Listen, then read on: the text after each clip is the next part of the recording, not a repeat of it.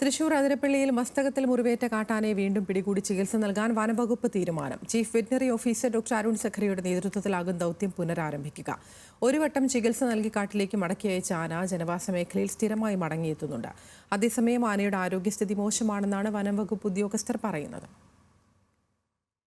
ചികിത്സ നൽകി വിട്ടയച്ച കൊമ്പൻ അതിരപ്പള്ളിയിലെ ജനവാസ മേഖലയിൽ തുടർച്ചയായി എത്തുന്നുണ്ട്. എന്നാൽ കഴിഞ്ഞ ദിവസം കാലടി പ്ലാന്റേഷൻ 13-ാം ബ്ലോക്കിലെത്തിയ ആനയുടെ നെറ്റിയിലെ മുറിവിൽ ചലം ഒഴുകുന്നതും പുഴു അരിക്കുന്നതും കണ്ടെത്തി. ഇതോടെയാണ് വനം വകുപ്പ് ഉദ്യോഗസ്ഥരുടെയും നാട്ടുകാരുടെയും നേതൃത്വത്തിൽ ആനയെ നിരീക്ഷിക്കാൻ ആരംഭിച്ചത്. 2 ദിവസം നടത്തിയ നിരീക്ഷണത്തിനൊടുവിൽ മുറിവിൽ അണുബാധയുണ്ടെന്നും ഇതുമൂലം ആനയുടെ ആരോഗ്യസ്ഥിതി മോശമായിട്ടുണ്ടെന്നുമാണ് വനം വകുപ്പ് ഉദ്യോഗസ്ഥരുടെയും വെറ്റിനറി ഡോക്ടർമാരുടെയും നിഗമനം. ഇക്കാര്യം വ്യക്തമായതോടെയാണ് ആനയെ പിടികൂടി ചികിത്സിക്കാനുള്ള നീക്കം.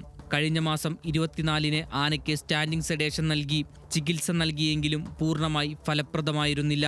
വനം വകുപ്പ് chief veterinary officer doctor Arun സക്കറിയയുടെ നേതൃത്വത്തിലാവും ആനയെ വീണ്ടും ചികിത്സിക്കുക.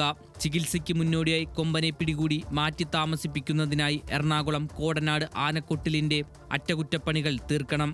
ഇതിനായി മൂന്നാറിൽ നിന്നും പ്രത്യേകമായി മരങ്ങൾ വരുത്തി ആനക്കൊട്ടിലിന്റെ അറ്റകുറ്റപ്പണികൾ തീർക്കും. ഇതിനുശേഷം വെള്ളിയാഴ്ചയോടെ ആനയെ പിടികൂടാനുള്ള ദൗത്യം ആരംഭിക്കാനാണ് പ്രാഥമിക തീരുമാനം. കൊമ്പനെ ചികിത്സിക്കുന്നതിന് മുന്നോടിയായിട്ടുള്ള എല്ലാ നടപടിക്രമങ്ങളും പൂർത്തിയാക്കി വരുന്നതായി വാഴച്ചാൽ DFO R ലക്ഷ്മി അറിയിച്ചു. ന്യൂസ് മലയാളം, തൃശൂർ.